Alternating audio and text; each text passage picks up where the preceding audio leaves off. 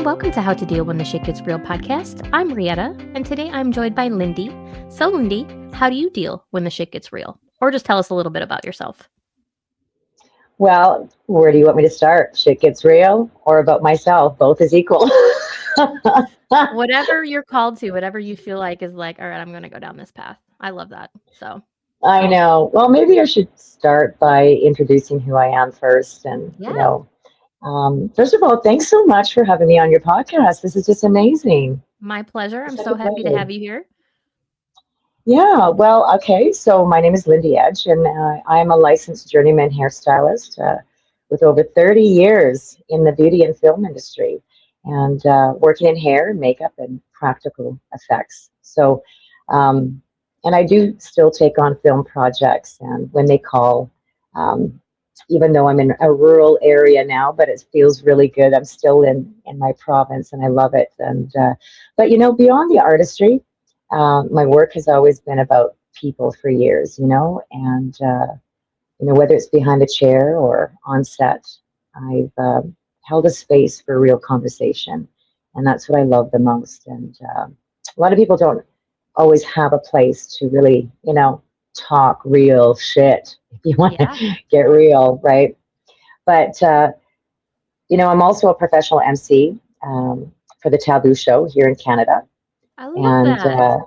yeah, so you're going to have to check that out. I'll tell you a little bit about that as we get further Yes, on. But so it's where I host, I engage with audiences and create that dialogue and relationships, intimacy, communication, and self awareness. So, and yeah, and today, like I love this whole aspect of entering in the relationship coaching realm. And this arena has just broadened so much for me. And so I coach on intimacy. That's what I specialize in, and connection. So, and I'm also the host of Forbidden Conversations. So that's kind of fun. But we kind of put that on the back burner for a little while. And because when shit did get real, and we had to put it on the back burner for about a year. So we'll get to that in 2026 here. I love how you Yeah. said you weren't just a relationship coach, but like intimacy, because I don't think Yeah. intimacy is talked about enough. People still get very uncomfortable talking openly about sex and intimacy. So Yeah. I really like that you made sure that was a point that you made that you talk about that. Yes, I think it's extremely important. Extremely important. Yes. What got you passionate about talking about intimacy? Because I can't imagine that's just something they're just like, I'm gonna just start talking about intimacy one day. Well, it's funny that you say that because I think that, okay, so being in the taboo industry, first and foremost, there's intimacy everywhere, but it's a relationship. And I really just got addicted to the, and when I say addicted, I mean it in the most important way because you have to be addicted to people. You have to love people in order to have that relationship, and see, I think just people have been so misconstrued about what relationships are and intimacy and how to really connect. So the connectivity is extremely important. And I guess for me, it was just a very organic evolution, of everything. Being in the beauty and the film industry, for that many years. Um, I think, especially being a stylist behind a chair, there's something deeper that happens, when someone sits in your chair. It's an intimate moment, right? And also, you have to be able to have that person trust you. So, when that actually happens, that intimacy really forms that bond, especially between a hairstylist and a makeup artist and your client. It's like a rule that, nothing goes beyond the chair, right? Type of thing. But, so I want to make sure that, people are safe, right? So, I think when people started opening up, it just, talking about their boyfriends, talking about their husbands, or vice versa, them talking about their wives, their breakups, their heartbreaks, just their confusion and their belonging. And then I noticed something. Um, it wasn't really about just their hair or their makeup. It was about them being heard. So that's when I became someone people trusted with their stories, and over time, I actually just realized that I wasn't just changing how people looked anymore. I was actually holding a space for how they felt. So you almost accidentally became a relationship coach. Yeah, yeah, I think so. And I think with that being said, like I said, that turning point actually began when I started really honing in on my MC role of the Taboo Show. Not only on the stage, hosting and interacting with the audience, but asking questions, getting more personal, getting down into the audience and interviewing them. And so when they responded, it was like, you know, I leaned in, they leaned in, the audience leaned in, and then we went live on Facebook quite a bit, and but it's they wanted to talk about the things that normally is not said. So, and I want to say out loud too, because everything is hidden behind closed doors, including intimacy and taboo subjects. So I think it's really important to bring awareness. So henceforth, yes, it clicked in for me. Is that kind of where your podcast was born out of too? It's just another way to share with people and get people to open up? Yeah, I mean, it really was. I mean, I was talking to people of all different, arenas of the intimacy. I mean, we're talking about BDSM. We're talking about right down to, into different, transgenders and why this and why that. We were getting some real good key points, and people were coming on because they were looking at this going, wow, she's really getting people to open up about said subject. And people were learning about that arena that they were in, which I found quite profound. I think Yes. that's where you and I really connect, and I noticed that too when we first connected on TikTok, is we're both trying to create a space for people to talk about things that maybe aren't necessarily talked about and to let people know Yeah, that they're not alone. Because as somebody that was an only child and that spent a lot of my time feeling alone, it was nice to create a space to let other people know you aren't the only one who's gone through this and you can make it out the other side. absolutely. 100%. Agreed. Agreed. It is really important to, um, I don't know, it just, for me, the relationships are such a complicated arena, no matter what. And I say arena because it really is a vast area, not only in just the taboo, you know, modality, right? But I mean, relationships get kinky too. I mean, we can't just be hidden behind closed doors. Everybody can get a little, Yeah. on that note, So, and that's, like I said, taboo is a really important subject to really bring awareness, but it's just not just taboo. I mean, it can be anything.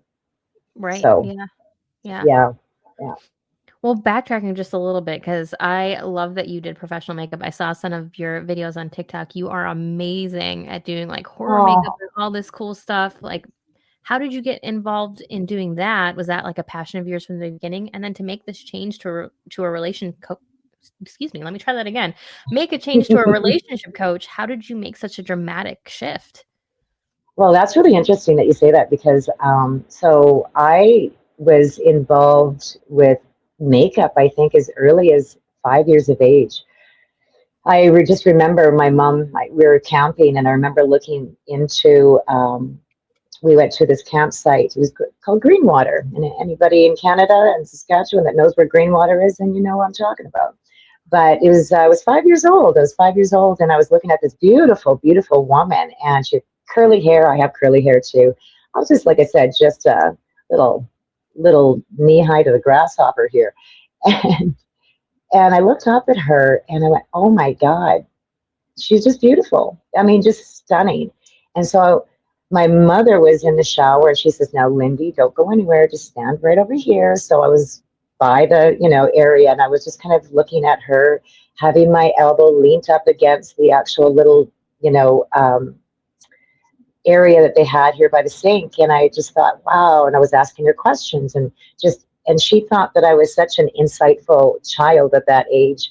And then when my mother came out, she says, "I think this one's going to be a makeup artist." I think, she wasn't a hairdresser. She wasn't a makeup artist. She was just very, she paid close attention to her looks, even at the lake, you know. So, anyways, moving forward, that was my first introduction.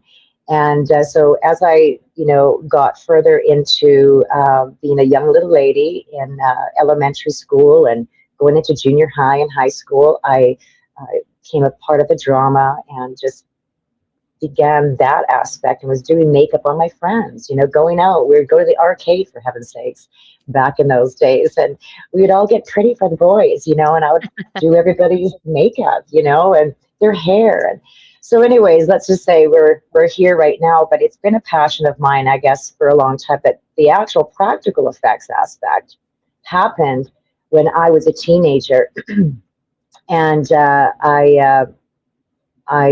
what happened? Something to do with a bruise. I'm not exactly knowing how it happened, but I was going to fool my mom that I got really hurt or injured or something like that. So I took her, blue eyeshadow back in those days, and I took some of this other stuff, eyeshadow, and I just pooled it all together as what a bruise would look like. And I think I just became very knowledgeable about what bruises were back then. So that was my first introduction of how that actually happened. And then, well, the rest is history. Drama, film industry, and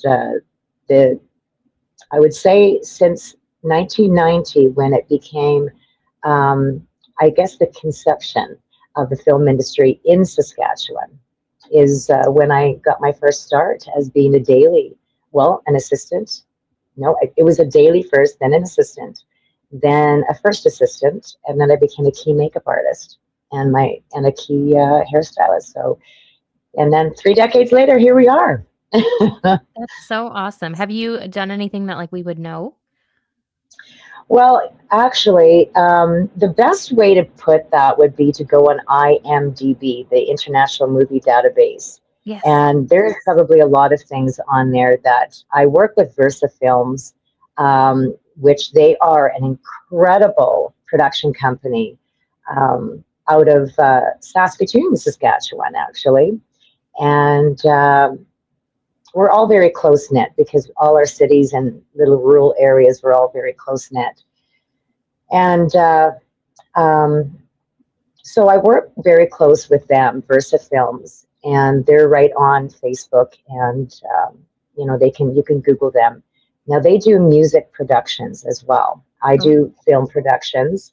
So if anybody knows Spirit Box, there's a very wide following on YouTube.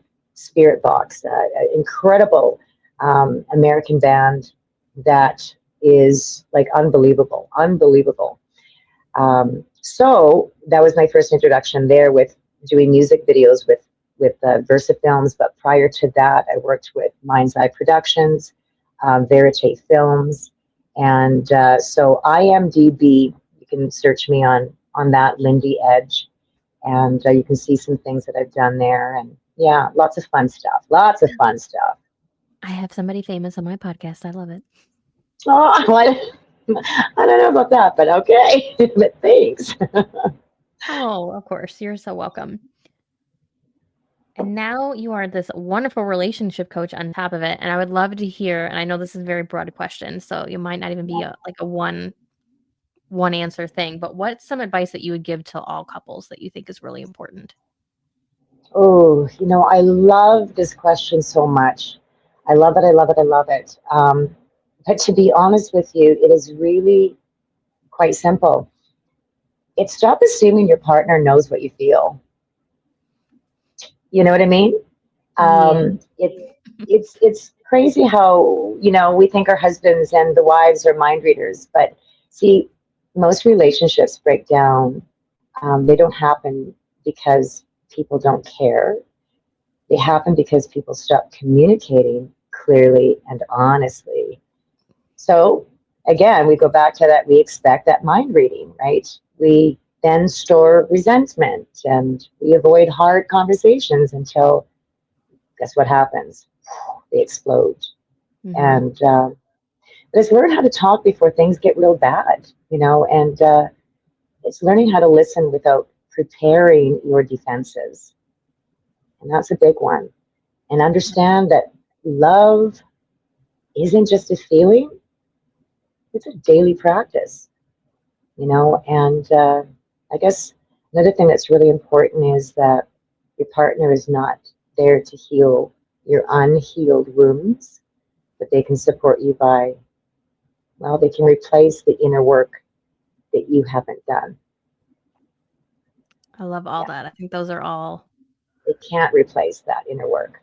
They can't. so important. No, we definitely can't replace that inner work. I think I myself was guilty of that before I started working on myself, expecting like my husband or my child or, my parents to fill in this weird gap, whatever it was. And I think a lot of people try that, and it's just you have you have the power inside you. Why are we looking anywhere else? Exactly, exactly. I mean, we have the inner strength to do so much, but we just don't. Because why? We're lazy. Why? Because we just avoid, avoid, avoid. It's avoidance. Yeah. But we're immediately attacking the people that we love. And that's the whole thing. Guess what happens? We don't attack the people that we really don't love. Or even, you know what I mean? Like, we attack the people that we love the most. And that's hard, isn't it? That's so sad. It is. It is sad. And you're definitely right on the money that people aren't listening enough. I will forever love Judge Judy's saying of you have 2 ears and one mouth for a reason. Oh, isn't that the truth? Yes.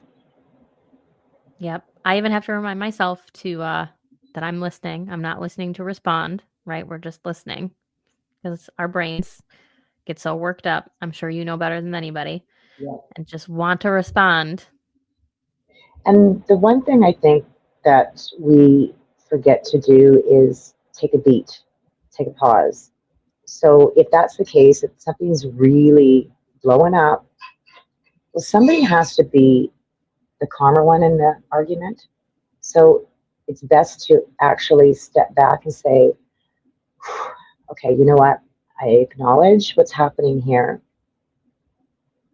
I respect you, but I respect you enough just to walk away. Just give me 5 minutes. Just give me 5 minutes to just reflect on what's going on here so I can get my head back in the game so we can actually have a real good conversation instead of blowing up at that moment. I'm guilty of that too. And I have Oh, to yeah. constantly remind myself, constantly remind myself of that. Yeah. Our emotions are a great thing, but they also tend to overtake us sometimes. Oh, God. Yes. Yeah. Yep. Absolutely. And I think that, I'm going to go into this because I think Please. one of the biggest lessons that I've learned is that love doesn't fail, right? Again, it's the communication. Um, See, we often repeat what's familiar, not what's healthy. And many people think that we're choosing partners based on chemistry, but guess what's happening here? We're actually choosing based on unresolved wounds. Did you know that? That doesn't surprise me. Right? Mm-hmm. Love requires a lot of courage. Relationship requires a lot of courage. Courage to be actually honest with ourselves. And if our partners are going to be our life partners, then that's a big thing that we have to be honest with them right from the get-go. Yeah. I have to apologize. My dog is decided to scratch Oh, and it's scratch fine. at the carpet. I apologize. Oh, you're fine. And you made a great point. I think a lot of people just kind of expect love and relationships to be easy. And it's not easy.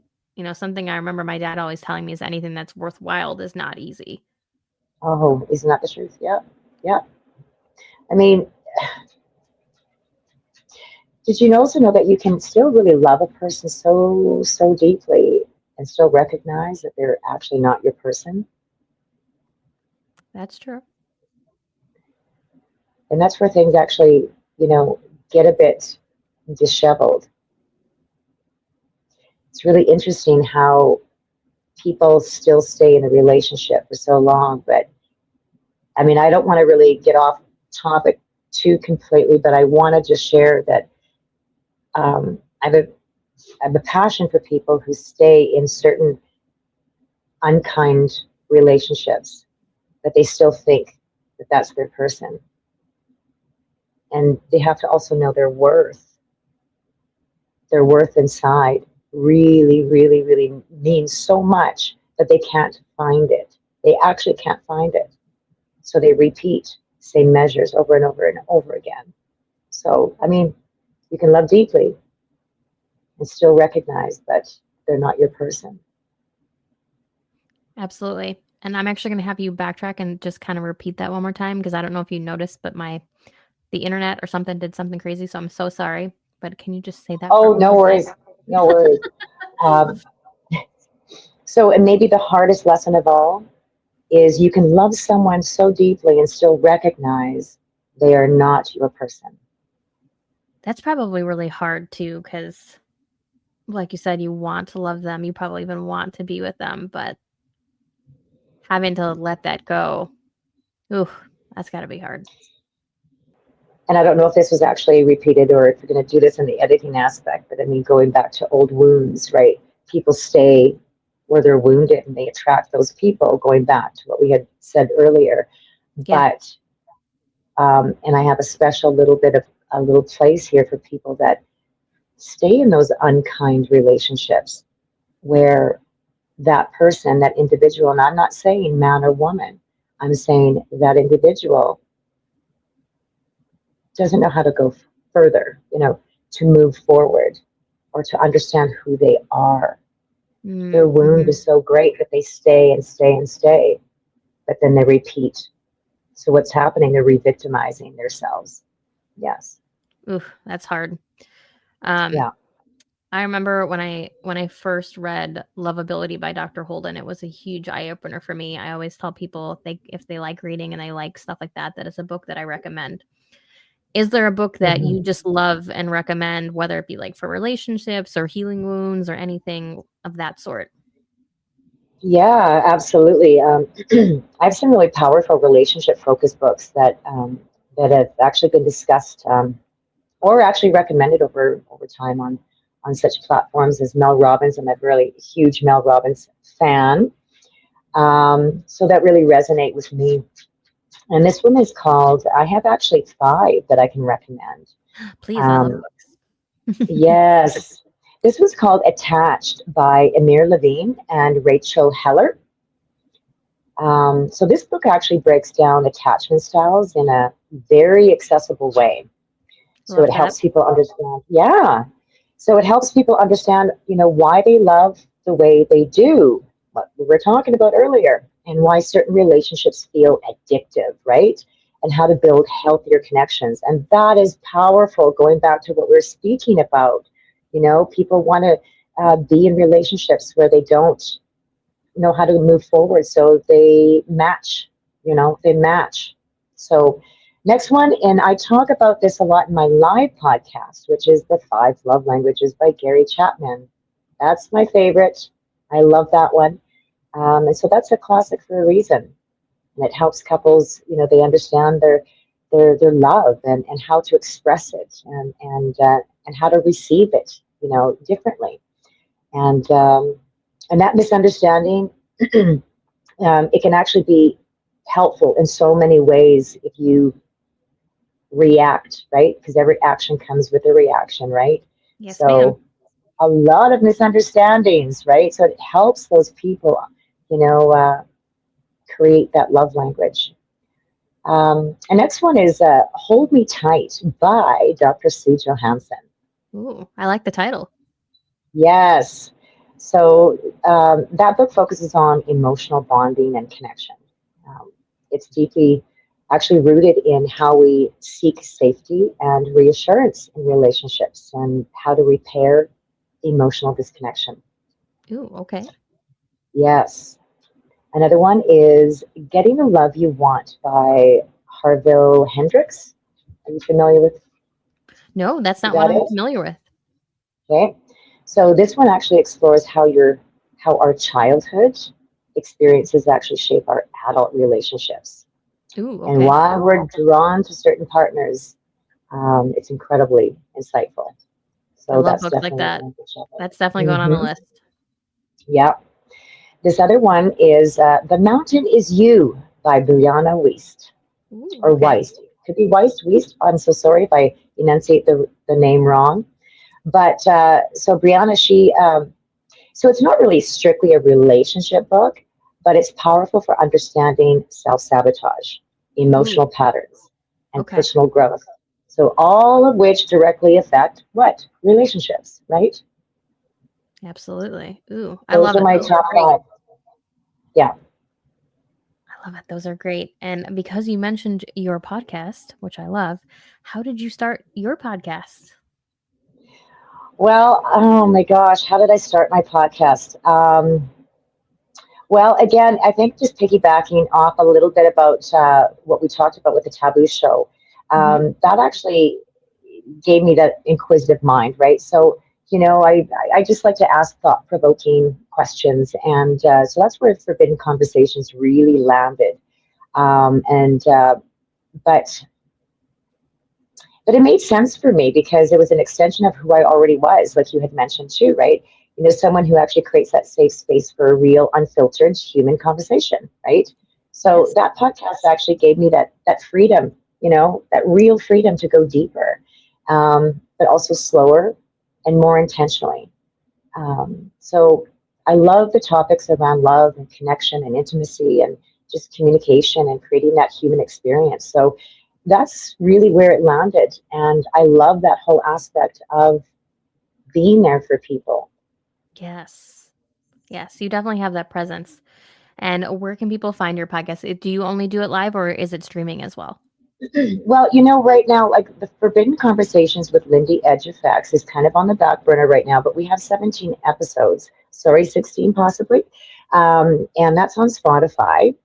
Awesome. And but that's taken a back burner, and I'll tell you why briefly, just for the people that don't really understand why is she taking such a long break. My co-host at the time, both of us had some trauma in our personal lives. His mother passed away, my mother passed away, so and she just passed away in November of 2025, so just before Christmas. And we just said, okay, let's just take a break. We just need to recalibrate, figure out what our next move will be, and go from there, type of thing. So, with that being said, I took a break. I finalized my coaching career, my relationship coaching career, because I've been really doing that for about 5 years previously as well, too, just really honing in and identifying where I wanted to go. And then I thought to myself, well, how many people are on TikTok? So that's where I said, all right, let's just pause with that, Forbidden Conversations, and let's just move to the TikTok arena. And that's where I have just landed.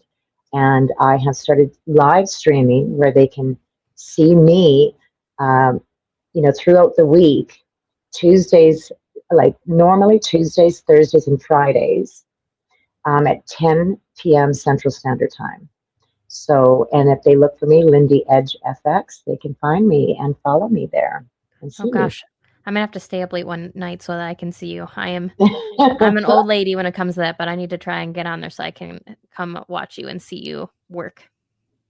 Yeah, it's really good. I mean, I like to try to do it. Like what I would like to do is this, is download that because that's the beauty of TikTok. You can Yeah. download your stuff, right? And Yes. then edit how you want, and then you can put it in the YouTube space. So Yes. that's what I plan on doing. So for the people that, you know, don't have TikTok, for example, well, I will be creating a YouTube space, and maybe later on down the line, I can share that with you, and we can, yeah, Yeah, that would be awesome. And yeah. just backtracking just a little bit. First of all, I'm so sorry about your mom. Um, we've Oh, reached that thank age you. now where it's just we've unfortunately just reached that age where our parents are older and it's just reached that point. But it actually opens up something that I do enjoy talking about, and I think a lot of people need to hear it. How did you deal with the loss of your mom, and what advice would you give to somebody who's lost a Well, parent, maybe is on the verge of losing a parent? Because I'm dealing with compound grief right now because my dad is very ill. So I myself would love to hear what you have to say. well, I'm very sad to hear about that for your situation too, and it is true. I mean, I will say this. Um, it's never going to be easy. Never, ever going to be easy. But how you can handle it is a different story. Grief is always going to be with a person, always. There's no timeline on grief. It's just how you handle it. It's just the how, if people can actually understand that. Um, for me personally, I have brothers. Um, Let me just actually say this. I'm adopted. I was adopted when I was 2 months old, and um, and then my parents, they had already two kids. My two older brothers. I'm the baby in the family, and growing up in such a great, I mean, incredible. I had incredible childhood. I loved it. Hardworking parents, just hardworking and very headstrong. So that was instilled in me and my brothers. And there's a lot of guilt that I also have because going through that period of adolescence, you're just so hard on yourself. You don't know Mm-hmm. where things are. You're mad at your parents. You're just all this. So there was a time frame where I was so angry at my mom. Going back to the people that you love the most, what are you going to do? You're going to explode on people. Looking back into the past, you can see that clearly. So with that being said, she was such a strong-minded person too, property manager, real estate agent, da da da da da, right? All that. She had, if I can say, a man's job, strong mind as well. She instilled that in me. Now, let's just move forward quite a bit to in the last year. She had, she was 81 when she passed. And so that was November 13th of 2025. And I was the only, sibling here in where I'm at. My other brothers, they lived away. So I was always there. So I saw a lot of the demise that she had, my husband, my kids, all that. And I mean, I knew as kids at this age right now, and I still say we're kids because now I felt, kind of an orphan, but, we're at this age. But I will say this, when you get to that point, you never actually brace yourself. But if I can actually just say one thing came through my mind in the last 2 years. When my mother was 79, I just realized that there was some things that I should prepare my mind for. So I started bracing myself 2 years ahead of the time. Not always in a way that I wanted to, because every Sunday I would call my mom, or just willy nilly out of the blue, Mom, I need a recipe. How do I do this? What? Make those dumplings. Oh my God, I just miss those dumplings. You know, so I had to prepare myself. And it wasn't cautiously, it was just preparing myself. That's it. So as time progressed, and then we're getting to where we are right now. And then it was June of 2025 when she finally told us. My husband and I came up to the hospital. She was in there for another assessment, another this, another that, right? Um, so we sat down, and she looked very viable. She looked very, with it and everything like that. But we knew some things were starting to, have a little bit of a breakdown. Um, so she finally sat us down and said that she has pancreatic cancer. And we all know what pancreatic cancer is all about too, and all that, and it happens fairly quickly. Um, so June, July, August, September, October, November. It was at that time she probably had about 5 months left, and we knew that. So immediately, what do you do? You go into that kind of that, okay, shit just got real. Mm-hmm. And when shit gets real, what happens? Your nervous system breaks down. Yeah. You go into panic mode. And sorry, I might even just bawl here for a second. I'm sorry. But I will say this. If I can be so truthful, it was so hard. But something just clicked inside me and said, okay, Lindy, whew, you got to do this. All you can do is be with your families as much as you can. Love on them in the mistakes, in the demise, the dementia that comes in. You just have to be there.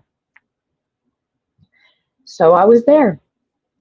I was there all the time until that one Friday, because we kept on trying to say and try to figure out the day that I was going to do another pedicure and manicure on her.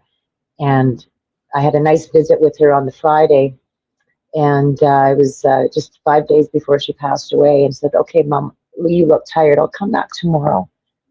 And we'll do your pedicure and manicure. And then my sister-in-law said, that morning, 10:30, I was supposed to be there. And, I was supposed to be there around noon. 10:30 in the morning, she phones me and said, yeah, well, Mom's not going to make it out of the bed anymore because she's gone into that. And they go in through this, Yeah. the hills and valleys of good days and bad days. And this was just one of the bad days that she wasn't going to get out of. Yeah. And so we were there for 5 days straight, and it's preparing yourself. So the family comes in, everybody comes in, and all that sort of stuff, and holding hands, taking pictures, all that, loving on her. And I want, if I can say, not taking pictures of her in the actual bed, is taking pictures of her hand and remembering that the way you held the hand, and preparing your heart. It's something happens within somebody's, just something happens when that time comes. And when the time did come, I was very peaceful. Of course, you say a lot of words to the big one upstairs, right? Mm-hmm. And a lot of woulda, shoulda, couldas, right? Mm-hmm. A lot of forgiving yourself too from the past. But remember, the past is the past. The present, that's why it's called a gift. It's because it's the present. Now, what are we going to do from here on? That's the thing, and that's what we have to hold on to, and remember that our loved ones would not whatsoever want us to be in that place. Yeah. Oh, Do absolutely. you You're so cry? right. Do you cry? Absolutely. Do you miss them? Oh my God, yes. You miss them so friggin' much. But you talk to the pictures.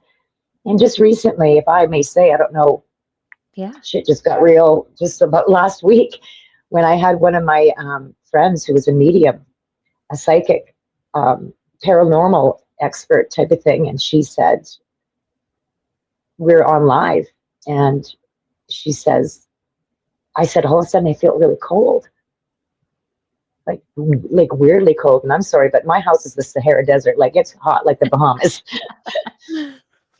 But all of a sudden I just had this weird feel. And I had this arm just wrap right around me. I felt this arm like just come right around me. And she saw this figure beside me. And she says, and look, I feel like I'm just shaking right now. Like it's just weird. But people, our loved ones are with us. We can't see them because we're selfish human beings.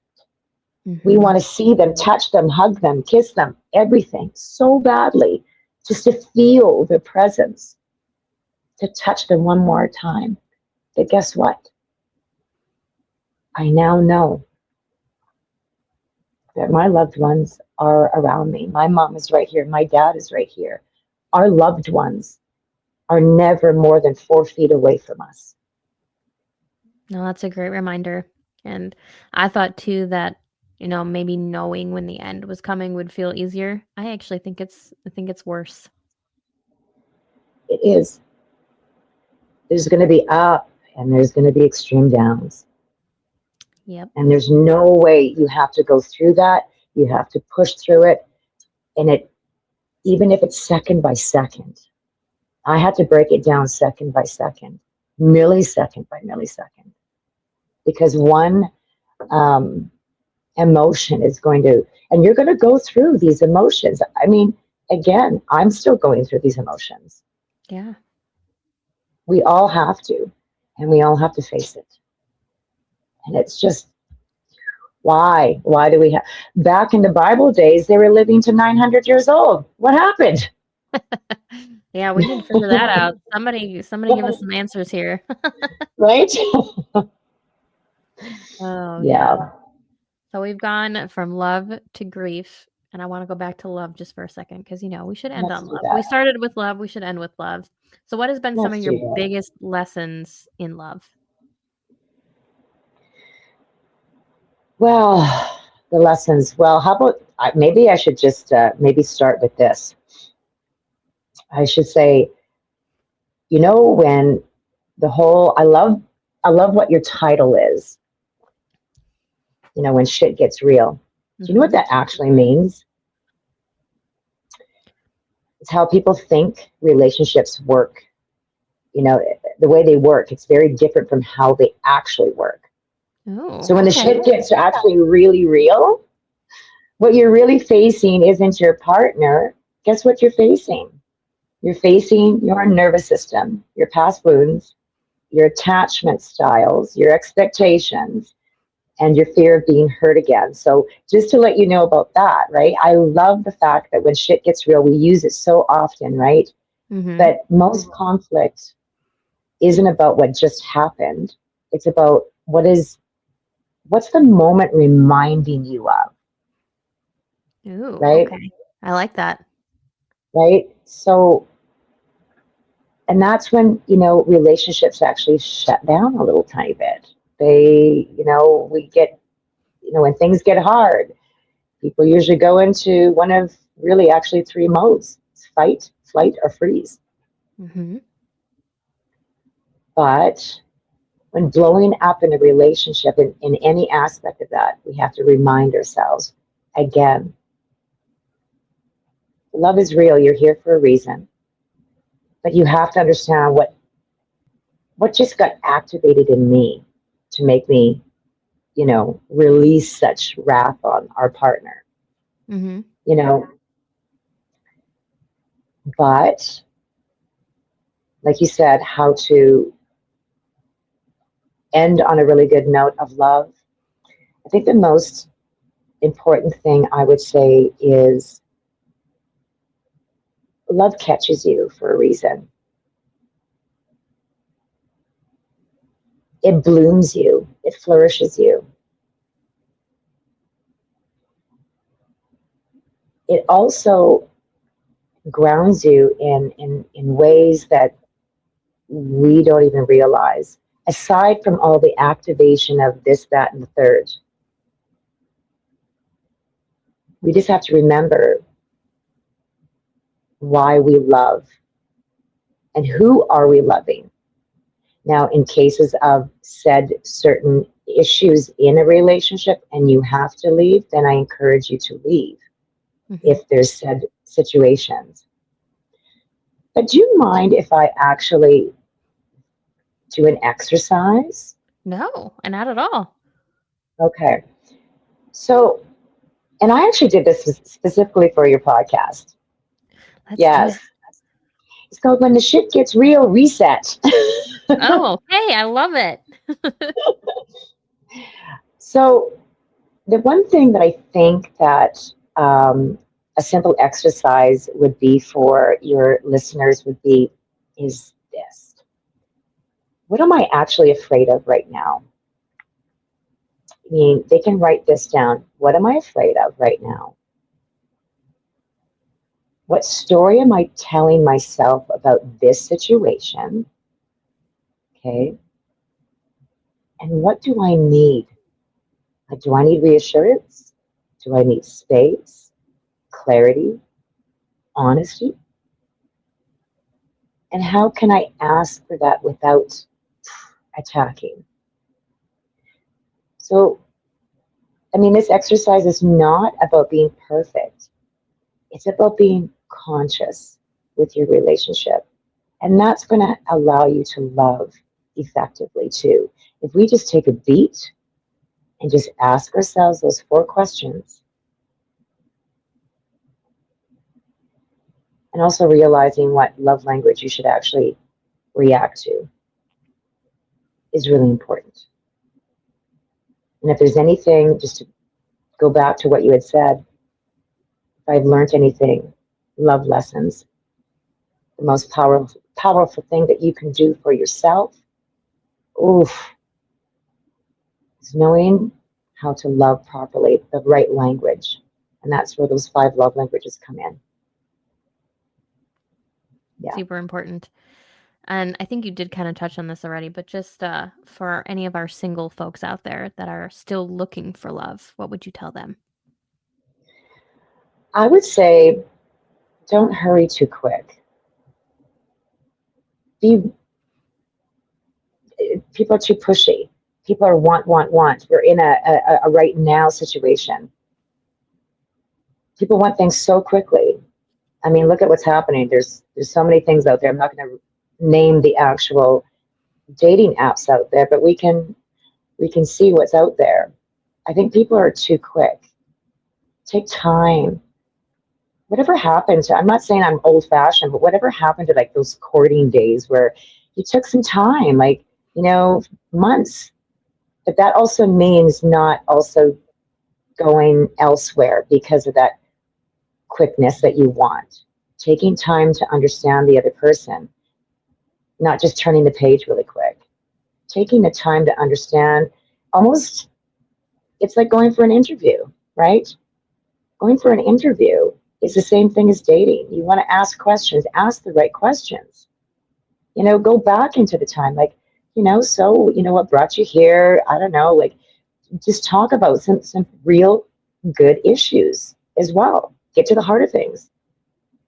Take time is the most important thing that I would say. And don't hurry too quick. Well, I think that is perfect. Thank you so, so much for being here, Lindy. Thank you so much for having me. And this is how to deal when the shit gets real, guys. I will see you all next episode.